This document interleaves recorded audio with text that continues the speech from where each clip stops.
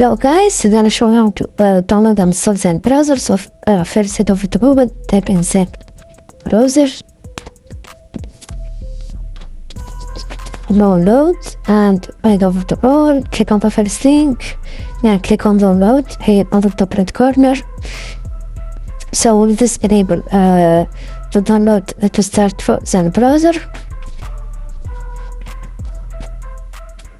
Just click on download for Windows, and this will start to download the browser on your desktop. Let's wait for the installation to be completed. When you hit back to start the installation process, stay tuned now guys. Now let's open the installation and file and start the installation together.